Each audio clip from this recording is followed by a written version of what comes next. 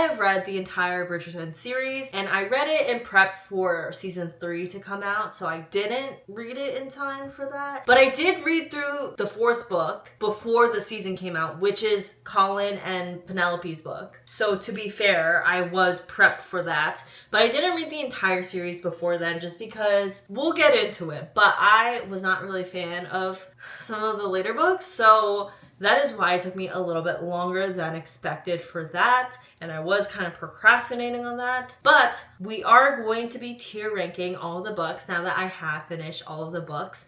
And yeah, we're just gonna get right into it. And I totally took this from somebody else. So if you go on tiermaker.com and just look up Bridgerton books series tier ranking. But I did change it. Like, I didn't really like the rankings for it, so I just changed it back to S, A, B, C, and D and F because I did D and F one of them. Sorry, not sorry. So yeah, we're gonna get into it. I have Goodreads up so I can reference this because I don't remember some of it. Honestly, I might have just blocked out some of it because if you know, you know. Or maybe you don't know because maybe it's just me. But we're gonna do it. So I'm gonna do it in book order. So we're gonna start off with The Duke and I. The Duke and I is Daphne's book, and honestly, I ended up giving a 2 out of 5 on Goodreads. And it's just because it got weird. I guess they're fine as a couple, but what Daphne did was a little bit icky to me, so it bumped it down significantly to 2 out of 5. And for that reason, I'm gonna give it a C. Sorry, not sorry. Honestly, taking advantage of someone is not okay. It's never okay, so I'm gonna give it the lowest tier. Sorry, not sorry. The next book is The Viscount Who Loved Me, which is Anthony and Kate's book. And honestly, I was a little sad about this because Anthony and Kate's season is my favorite season so far, and it's just so good. Their dynamic in the series is so good. But the book itself, I just did not really vibe with it. Like, it was fine, but it wasn't my favorite.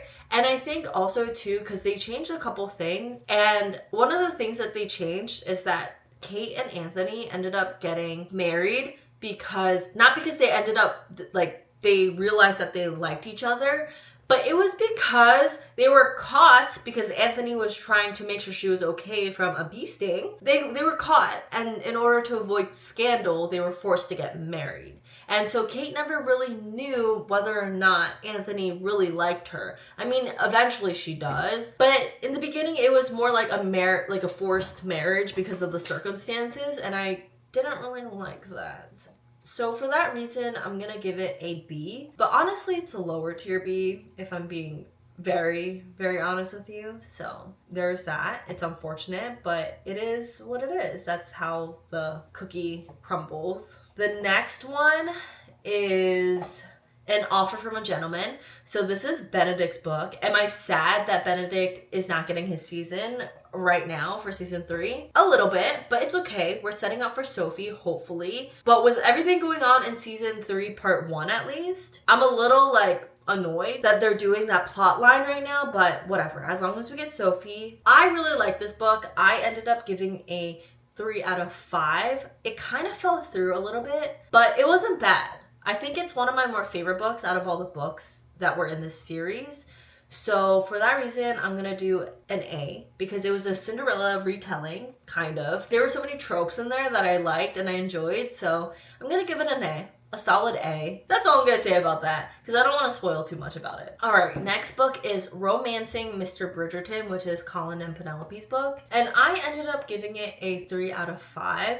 It was fine. The book was fine, but was it my favorite book? No. And honestly, it's pretty different from the series. Like, they have key moments like the journal reading, the carriage scene, all that stuff. And I do like how it's friends to lovers. But I don't know. The whole time, Colin just did not know that he liked Penelope in the books until towards the end. So I don't know. I think I'm gonna give it a high B. They're fine. I think in the end it's cute, but it just wasn't an A. Next book is To Sir Phillip with Love, which is Eloise's book. And I'm gonna be quite honest with you. I ended up giving it a 2 out of 5, and I hated this book. Everything about this book I did not like, and for that reason I'm gonna give it a low C, because at least with the Duke and I, like, it was enjoyable until Daphne took advantage of the Duke. But with To Sir Phillip and with Love, Eloise deserved better, and I just hated how she just accepted her relationship with Philip.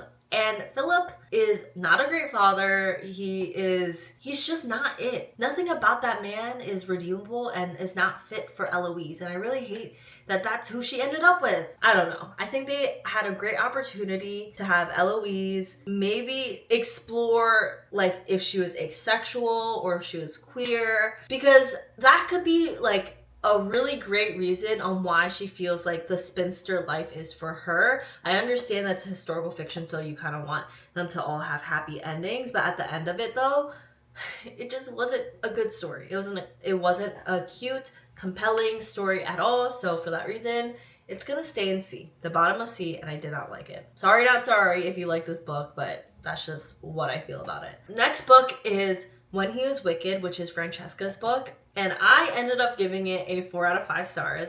This is my favorite book of the entire series. It is so good. I loved it so much. There was so much yearning, so much angst, so much everything, and I just loved it so much. I don't like the male's perspective. Like, I didn't really care for the Duke's perspective. I definitely didn't like Philip's perspective. But Michael, I did not mind his perspective at all. If not, I liked it a lot because he had so much angst. So for that reason, it's going straight up to S tier. So good. It is truly the best book in the entire series, in my opinion. So yeah. If you're gonna just read one book, it's gonna be that. And also, I'm super excited for Francesca's season because the way they are setting up Francesca and Lord, I forget his name. Lord Kilmer? I don't know. Editing me will put it there. Put it somewhere here. But they're so cute. And I think it's just so sad when he dies. So yeah, I think it's going to be heartbreaking watching it happen in live action form. But I'm going to be here to eat it all up when it happens. So super excited for whenever Francesca's season happen and the build up for that. So yeah. The next one is It's in His Kiss, which is Hyacinth's book, and I ended up giving it a 2 out of 5. I did not like it. I did not enjoy it one bit. It wasn't as offensive as The Duke and I and To Sir Phillip with Love, so it will go on the top of C. But genuinely, I did not enjoy this book at all. I did not care for the main love interest for Hyacinth. Honestly, I was living more for Hyacinth's relationship with Lady Danbury more than her relationship with the main love interest. So yeah, there's that. It was fine. It's whatever. It just was not my taste. So if you like the book, I'm so sorry, but that's just my opinion. And last but certainly not least is On the Way to the Wedding, which it's Gregory's book, and I DNF'd it. I simply DNF'd it, and I have no regrets, no offense. Truly no regrets because it was not fun. He was pining over the main love interest's friend the entire time leading up to me DNFing it. So at that point I was like, no, I am not going to read a whole book about him pining over somebody else and then him slowly realizing that he actually likes the main girl. It just wasn't for me. That's not the tropes that I like. So I just simply DNF'd it for the sake of my mental space and me not wanting to get into a slump, because I was definitely going to get a slump, like a reading slump, if I continued that book. So for the sake of my reading health too, I did what I had to do. Okay, I did what I had to do. So there is that. But that is it. That is the final ranking for all the books in the Bridgerton series, minus the last one, which I think is like the epilogue of all the books. And honestly, I'm not going to read it. Honestly, I'm not going to read any more of these books. Sorry. Sorry, not sorry. Honestly, I don't think I'm going to read any more Julia Quinn. Her writing style is definitely not for me. I don't really like historical fiction to begin with. So, yeah. Truly, I only did it for the show. Speaking of the show, I will continue to watch the show. I think the show does a really good job at using the source material, but also expanding on it and making it more alive and more nuanced and changing things for the better so that it's still sticking to the spirit of the book, but also making it better. No offense. So, yeah. There is that. That is it, guys. Let me know what you guys have ranked all the Bridgerton series books. I would love to hear it. Which ones are you guys excited to see the adaptation for in the future seasons of Bridgerton? I would love to hear it. Who's your favorite couple? Mine is Francesca and Michael, but let me know yours, and I will see you guys next time. Bye!